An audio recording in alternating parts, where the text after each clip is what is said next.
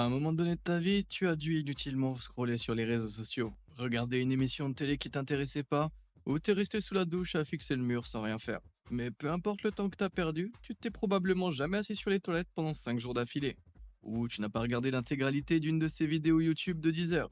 Mais certaines personnes l'ont fait. Alors, assieds-toi confortablement car on va jeter un coup d'œil à quelques-unes des plus grandes pertes de temps de l'histoire. Et avant que tu prépares tes commentaires intelligents, non, regarder cette vidéo fait pas partie de la liste, bien essayé cependant.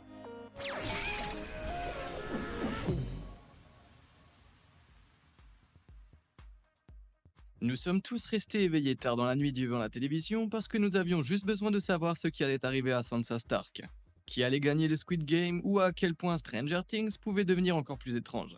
Mais aucune de nos habitudes télévisuelles n'arrive à la cheville d'Alejandro Fragoso, qui en 2016 a regardé 94 heures de télévision d'affilée, ce qui est un véritable supplice.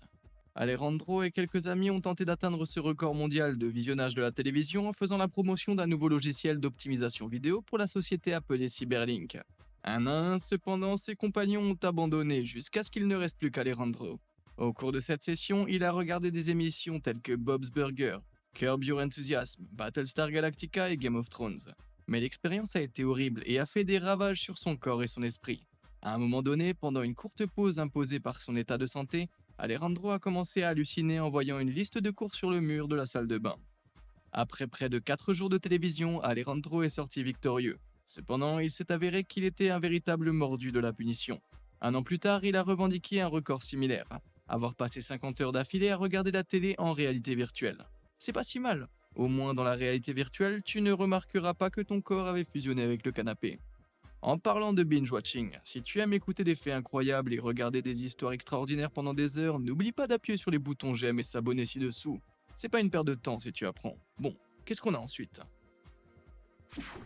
Fin de pi. Parlons de pi. Pi, ou 3,14, est l'un des nombres les plus utiles de tous les mathématiques. En termes simples, pi représente la circonférence d'un cercle divisé par son diamètre. Quelle que soit la taille d'un cercle, si tu divises sa circonférence par son diamètre, tu obtiendras un pi frais et délicieux. Et ouais. Pi est également intéressant parce que les décimales après 3 sont infinies. Donc c'est un nombre infini, bien que la plupart du temps tu n'aies besoin que de 3,14. Ce qui rend l'ambition de William Shanks si folle, instituteur né en 1812, Shanks a décidé qu'il allait s'asseoir et calculer pi pour le reste de sa vie. Selon Shanks, il passerait la matinée à calculer pi, et la soirée à vérifier son travail chaque jour. À la fin de sa vie, en 1882, Shanks avait calculé pi à 707 décimales. Or, il y a deux raisons principales pour lesquelles c'était une perte de temps. Premièrement, ces nombreux chiffres de pi sont pratiquement inutiles. Même les spécialistes des fusées de la NASA affirment qu'ils n'utilisent pi que jusqu'à 16 décimales. Mais le pire, c'est que Shanks s'est trompé. Il avait fait une erreur cruciale dans ses calculs après le chiffre 527. Ce qui signifiait que les 180 chiffres suivants qu'il avait calculés étaient une pure perte. En fin de compte, le pi de Shanks a fini par lui laisser un goût amer dans la bouche. Et ouais. Il faut tous les attraper. Contrairement aux Pogs, Pokémon a réussi à sortir des années 90. En fait, la série est actuellement plus populaire que jamais, avec plus de 9 générations de jeux et plus de 1000 Pokémon à collectionner. Cela peut te sembler beaucoup, mais au moins un joueur a regardé le slogan de la série « Attrapez-les tous » et s'est dit « Défi accepté ». Dans les jeux, un Pokémon a une très rare chance d'être shiny, ce qui signifie que ses couleurs sont légèrement différentes. Par exemple, un Bulbizarre shiny est d'un vert plus vif, tandis qu'un Pikachu shiny a des oreilles grises. Mais quelle est la rareté de ces Pokémon? Dans les jeux les plus récents, un Pokémon a une chance sur 4096 d'être brillant, alors que dans les jeux plus anciens, c'est une chance sur 8192. La plupart des joueurs passeront leur Poké-carrière sans jamais en voir un. Mais le joueur japonais Kyudan n'est cependant pas la plupart des joueurs, car en 2021, il a annoncé qu'il avait attrapé une variante shiny de chaque Pokémon existant.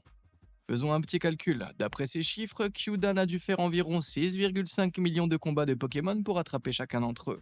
Si nous sommes généreux, supposons que chaque combat n'a duré que 15 secondes, cela équivaut tout de même à un temps de jeu total de 1128 jours. Et il est possible qu'il ait échangé avec d'autres joueurs dans des jeux plus récents pour accélérer le processus. Mais cela a quand même pris au moins 3 ans. En fait, nous savons que c'est le cas, car un autre Pokémaniac nommé Robert Mihan a fait la même chose en 2016. Contrairement à Kyudan, nous connaissons le processus de Mihan. Une méthode totalement aléatoire et insensée. Il lui a fallu 3 ans pour obtenir tous les Shiny en 2016, mais depuis d'autres Pokémon sont sortis, et il poursuit sa quête jusqu'à aujourd'hui. Je suppose que ces deux gars sont vraiment les meilleurs dresseurs et qu'ils se sont battus sans répit. Agent spécial Kitty. Nous aimons les chats pour leurs visages adorables et leurs attitudes paresseuses. Ce pourquoi ils ne sont pas connus en revanche, c'est leur capacité à suivre des instructions complexes. Cela n'a pas arrêté la CIA qui dans les années 60 a mis en œuvre le projet le plus fou, l'opération Acoustic Kitty. Une tentative d'élever, d'équiper et de former un chat domestique pour en faire un super espion américain. L'idée était que les chats étaient si communs que personne n'y réfléchirait à deux fois s'il en voyait un, et encore moins s'il supposait qu'il le suivait ou l'enregistrait. Le chat acoustique avait un microphone placé dans l'oreille, ainsi qu'une antenne et un émetteur implanté dans sa fourrure. Après avoir ajouté toute la robotique, le processus long et ardu de dressage du chat a commencé. Acoustic Kitty se laissait souvent distraire, s'éloigner et ignorer complètement ses maîtres. Et tout cet équipement et cette formation ont coûté la bagatelle de 20 millions de dollars au total. Enfin, après 5 longues années, la CIA a lâché Acoustic Kitty sur le terrain pour sa première mission d'entraînement. Mais quelques minutes seulement après avoir lâché le chat, la pauvre bête a été renversée par un taxi et n'a malheureusement pas survécu. Après 5 ans d'entraînement, l'opération Acoustic Kitty s'est révélée être une pure perte de temps et d'argent, qui n'a même jamais atteint sa cible. J'aimerais dire que la curiosité a tué le chat, mais il essayait probablement d'échapper à la CIA. La cape RuneScape. Si tu as grandi au début des années 2000, il y a de fortes chances que tu te souviennes de RuneScape. Il s'agissait d'un jeu de rôle en ligne multijoueur de masse qui fonctionnait dans le navigateur. C'était donc un jeu parfait pour jouer dans une fenêtre réduite, juste à l'abri du regard de l'enseignant. Mais il n'avait rien de spécial. En tout cas pour la plupart des gens. La cape max dans RuneScape est un objet si ridiculeusement fastidieux à obtenir qu'il a inspiré son propre jargon, le cap grinding. La cape exige des joueurs deux choses, une quantité obscène d'argent et une quantité obscène de temps. Pour l'acheter, tu dois amener chacune des 23 compétences de ton personnage au niveau 99. Si tu te demandes combien de temps ça prend, sache que certaines compétences peuvent atteindre le niveau maximum en seulement 30 heures, tandis que d'autres peuvent prendre plus de 130 heures. Certains guides affirment que cela peut prendre jusqu'à 2000 heures, soit 3 mois de jeu consécutifs. Si tu te demandes qui pourrait bien y arriver, la réponse risque de te choquer. Selon les responsables de RuneScape, plus de 21 000 personnes ont atteint le niveau 99, toutes compétences confondues. Comme si cela ne suffisait pas, un joueur du nom de Hoki a obtenu la cape dans la difficulté la plus difficile du jeu, ce qui lui a pris un peu moins de 5000 heures de sa vie. Tout ça pour un vêtement virtuel qui dit simplement au monde « j'ai beaucoup de temps à perdre ». Le soldat des toilettes. Je peux personnellement m'identifier à cette prochaine perte de temps parce qu'elle implique de passer un long, très long moment aux toilettes. L'homme que tu as actuellement sous les yeux s'appelle Jimmy Dufresne, et c'était son titre de gloire. En 2019, ce Belge a décidé qu'il voulait battre le record du temps le plus long passé assis sur les toilettes. À l'époque, Dufresne suivait une formation de chauffeur de bus et s'est dit qu'il pouvait tout aussi bien s'entraîner à rester assis. Il s'est retrouvé perché sur ses toilettes pendant 116 heures, soit un peu moins de 5 jours, ce qui lui a retourné l'estomac. Pendant cette période, Dufresne a mangé, dormi et discuté sur des toilettes spéciales installées au milieu d'un bar juste pour cet événement amusant. Malheureusement, ça signifie que les toilettes n'étaient pas vraiment fonctionnelles. Dufresne avait donc droit à une pause de 5 minutes toutes les heures, ce qui l'amenait souvent à courir d'un toilette à l'autre. C'est tout de même un record qui fait froid dans le dos et qui ne sera pas battu de sitôt. Si seulement il avait regardé la télévision pendant tout ce temps, il aurait battu 2 records. La super déception supraconductrice. Si tu te rends au Texas et que tu fais un petit tour en voiture à partir de la ville de Waxahachie, tu te seras confronté à un énorme fossé sans prétention. En le regardant, tu ne penserais probablement pas grand-chose. Et tu ne penserais certainement pas que le gouvernement a payé près de 2,5 milliards de dollars pour le creuser. Il s'agit du super collisionneur supraconducteur, un projet scientifique énorme, ambitieux et malheureusement abandonné. Le supercollisionneur devait être un tunnel géant de 54 miles de circonférence que les scientifiques utiliseraient pour accélérer et écraser de minuscules particules ensemble. Ce faisant, ils auraient pu étudier des choses vraiment folles, y compris des collisions qui ne se sont jamais produites depuis le Big Bang. Est-ce que ça te semble un peu ambitieux pour le Texas? Le gouvernement américain l'a pensé aussi. Le projet a été proposé pour la première fois en 1976 et les travaux ont commencé à la fin des années 80. Mais peu de temps après, le coût du supercollisionneur a commencé à grimper en flèche. Prévu à l'origine pour un montant d'environ 4 milliards de dollars, il s'élevait au début des années 90 à près de 12 milliards de dollars. En 93, le président Clinton a signé une loi annulant officiellement le projet. Mais alors, que reste-t-il au Texas? Plus de 17 ans de temps perdu. une série de trous de 22 km de large et une facture de 2,4 milliards de dollars. Oh, et un fossé très grand et très cher. N'oublie pas ça. 1 million de crampes au poignet. Si tu as déjà participé à une dispute sur internet, tu connais la douleur de taper une longue série de mots angoissants que personne ne lira jamais. Cela dit, aucun débat dans une section de commentaires ne pourra jamais être comparé à ce que Les Stewart, un retraité australien, a réalisé en 98. Son voyage a commencé en avril 1982 lorsqu'il a décidé de battre le record du monde, aussi insensé ou inepte soit-il.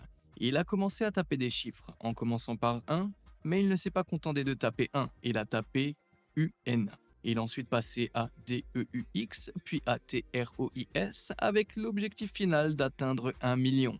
Même si cela ne semble pas beaucoup à première vue, imagine que tu tapes 366 998 avant de taper 366 999, en sachant qu'il te reste encore 633 001 mots à taper. Selon Les, pour atteindre cet objectif, il a tapé à la machine à écrire pendant 20 minutes de chaque heure où il était réveillé. Comme il a commencé sa quête dans les années 80, il l'a fait à l'aide d'une machine à écrire, et cela lui a pris 16 ans et 19 990 feuilles de papier. Ou comme le dirait Les, 19 990. Génie de Vénus. En France, au XVIIIe siècle, Guillaume le Gentil était un astronome très respecté à la chevelure tout aussi respectée. En 1761, il a décidé d'enregistrer le transit de Vénus, un phénomène rare où la planète passe devant le Soleil. Pour ce faire, il est parti de sa France natale pour se rendre en Inde. Malheureusement, et c'est pas une blague, de vieux voyous ont volé son vieux portefeuille, ce qui a retardé son voyage. Lorsqu'il a atteint l'Inde, la brève fenêtre pour observer le transit était terminée. Guillaume n'a pas abandonné pour autant, il a décidé d'attendre en Inde pendant 8 ans le prochain transit visible. Pendant ce temps, Guillaume écrit à l'Académie royale et à sa famille restée en France tout en poursuivant ses études en Inde. Lorsque la deuxième chance de Guillaume s'est finalement présentée en 1769, le temps était trop nuageux. Guillaume n'y vit rien.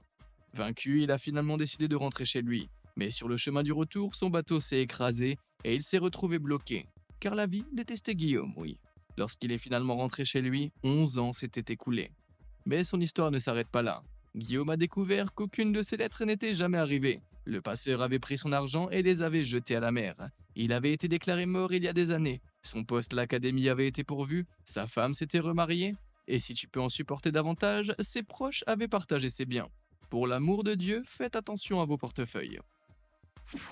L'énigme du capital. Quelle est la plus grande ville à laquelle tu peux penser? New York? Assez grande. Londres? Oui, c'est grand aussi, mais en termes de superficie. Naypyidaw, au Myanmar, est 4 fois plus grande que ces deux villes.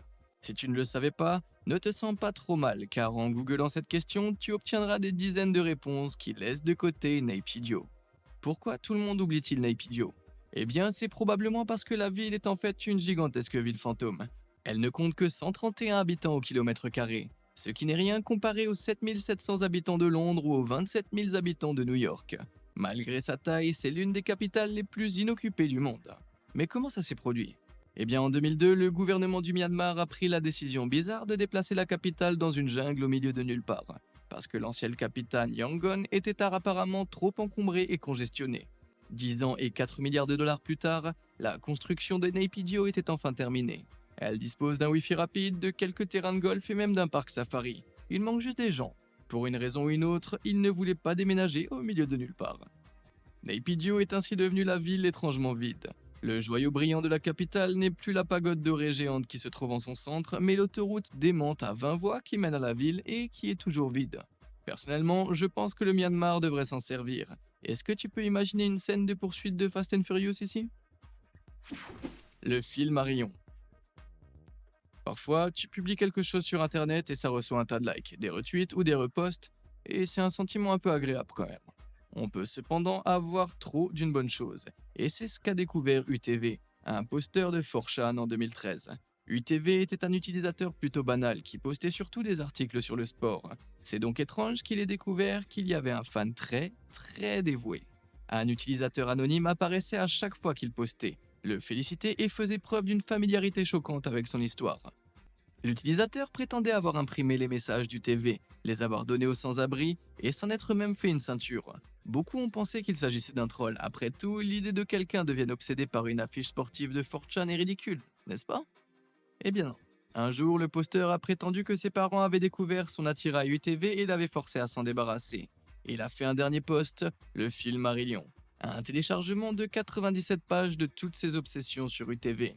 Dans le film Marillion, tu peux trouver un appartement dans lequel le créateur a imaginé pouvoir vivre avec UTV, un script pour une émission de télévision les mettant tous deux en scène, des villes modélisées en 3D à partir de ses posts et bien d'autres projets les plus bizarres les uns que les autres. Ce type n'avait-il vraiment rien de mieux à faire? Et peu de temps après, UTV a cessé de publier des messages, ce qui est plutôt compréhensible. La zone Capone. Dans les années 1920, Al Capone était le plus grand mafieux de la ville. Capone n'était pas seulement la cheville ouvrière de l'une des plus grandes organisations criminelles que les États-Unis aient jamais connues, mais il était aussi en tête de la liste des personnes les plus recherchées par le FBI. C'est drôle comme ça fonctionne. Peu de temps après son arrestation, des rumeurs ont commencé à se répandre au sujet d'un de ses grands trésors secrets qui n'a jamais été retrouvé. Lorsqu'une chambre forte secrète a été retrouvée dans les catacombes de la cachette de Capone dans les années 80, elle a captivé l'imagination du pays. Le journaliste Geraldo Rivera s'est emparé de l'histoire, cherchant un moyen de relancer sa carrière après avoir mis fin à son partenariat avec ABC. Il a donc proposé une émission spéciale de grande envergure, Le mystère de la chambre forte d'Al Capone, dans laquelle il l'ouvrirait en direct à la télévision avec un coût de production de 900 000 $. Pendant plus de 2 heures, Rivera a crié par-dessus les ouvriers du bâtiment et les marteaux-piqueurs, émettant des théories sur ce que pouvait contenir cette chambre forte vieille de 60 ans devant 30 millions de téléspectateurs. L'Amérique était très excitée par ce qu'il pouvait y avoir à l'intérieur. Était-ce de l'argent, des bijoux, peut-être même une fortune secrète? Lorsque la chambre a finalement été ouverte, la réponse a surpris tout le monde. Il n'y avait rien. Absolument rien. Pire que cela, il n'y avait rien de sale. L'intégralité de la perte de temps a été enregistrée et est toujours disponible sur le web de Rivera. Et tu dois féliciter le gars d'avoir pris l'embarras à bras-le-corps. Peut-être que dans 30 ans, nous pourrions assister à un live stream au cours duquel un PewDiePie à bout de nerfs ouvrira une lootbox Fortnite oubliée depuis longtemps. Le Nyan Cat fou. Voici Nyan Cat, l'adorable chat hybride qui fait caca dans l'arc-en-ciel et qui a repris l'internet d'assaut il y a plus de 10 ans. Bien que Nyan Cat ne soit que quelques images d'animation sur une boucle audio de 10 secondes, d'une chanson pop japonaise, il s'est frayé un chemin dans nos cœurs et nos oreilles. Et il n'a pas fallu longtemps pour que des hommages, des imitations et des marchandises non autorisées fassent leur apparition sur internet. L'un des contenus Nyan originaux était une boucle hallucinante de 10 heures du même. Il s'agissait clairement d'une blague et non d'une vidéo destinée à être visionnée.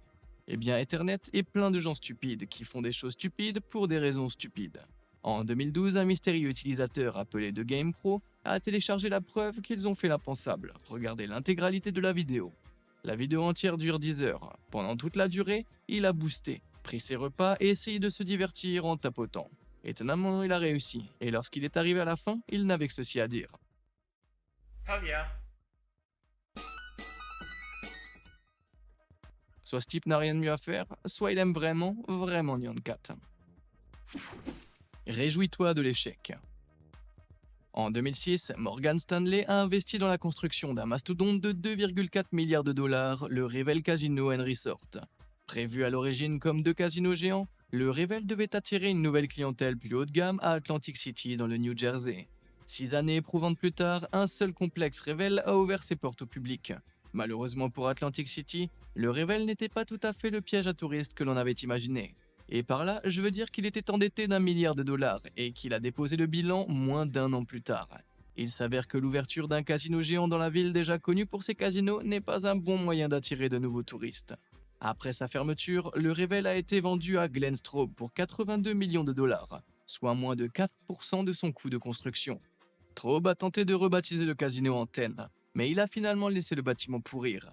AC Ocean Walk l'a ensuite racheté pour 200 millions de dollars. Après 3 propriétaires et 3 changements de nom, le Casino Ocean a ouvert ses portes en juin 2019 et a connu quelques mois d'activité avant d'être contraint de fermer ses portes en mars 2020 à cause du Covid-19.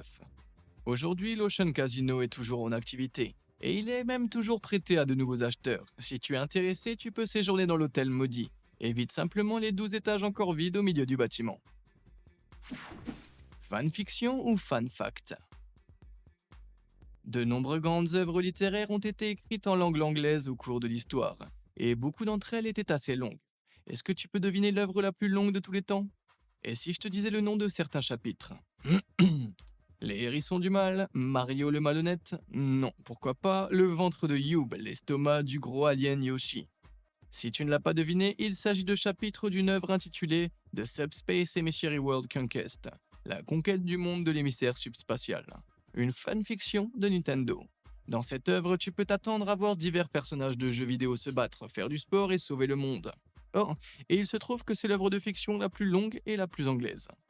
C'est exact, l'auteur Ora Chandler Chris, qui prétend ne lire que des fanfictions, a écrit une histoire de plus de 4 100 000 mots.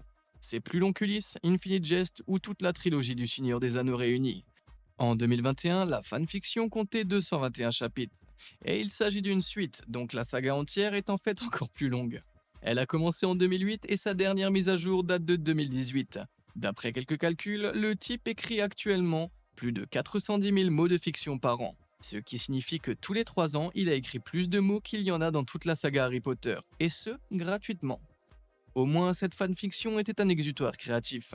La vraie perte de temps effrayante, c'est que certains critiques sur fanfiction.net affirment avoir lu l'histoire entière plusieurs fois. Ouais. La mère de toutes les pertes de temps. Quel que soit ton record de perte de temps, tu ne pourras jamais battre Simeon Destillates. Ce type fait passer tous ceux que nous avons mentionnés pour des sprinteurs olympiques, car Siméon n'est assis, a fermé les yeux et n'a rien fait pendant 37 ans. Siméon est né dans une famille pauvre vers 390 de notre ère dans ce qui est aujourd'hui la Syrie. Siméon a vu la vie tranquille, modeste et contemplative des moines qui l'entouraient et s'est dit « Allez, tiens ma bière, j'y vais ». Et il n'est pas trop revenu la chercher en fait. Pour tenter d'atteindre l'illumination ou peut-être simplement pour montrer à ses autres moines punks comment on fait, Siméon a décidé de s'asseoir sur un pilier et de réfléchir. Et c'est là qu'il s'est assis, jour après jour, nuit après nuit. Il n'a survécu que lorsque plusieurs garçons du quartier se sont inquiétés de sa santé et ont commencé à lui laisser de la nourriture et du lait. Au bout d'un certain temps, Siméon devint une sorte de célébrité. Et bientôt, les habitants de la région installèrent une échelle sur le pilier pour que les visiteurs puissent discuter avec lui et lui demander conseil. Imagine l'état dans lequel tu dois être pour demander un conseil au mec du pilier. Oh, et si tu te demandes s'il s'agit simplement d'un conte populaire ou d'une sorte de ragot ancien, des dizaines de personnes ont écrit sur Siméon. Il semble donc que ce type était une vraie affaire. Siméon serait resté assis sur ce pilier pendant 37 à 42 ans avant d'y mourir. Il a été fait saint pour ses efforts, et s'il n'a pas atteint l'illumination, il a au moins atteint la célébrité. La vraie tragédie, c'est que Siméon a apparemment inspiré des imitateurs, et ces gars-là n'ont même pas l'honneur d'afficher premier. Voilà les plus grandes pertes de temps de l'histoire que j'ai pu trouver. Qu'est-ce que t'en penses? Est-ce que tu penses pouvoir battre l'un de ces records? Fais-moi part de tes pertes de temps créatives dans les commentaires ci-dessous. Et comme d'habitude, et jusqu'à la prochaine fois, merci de nous avoir suivis.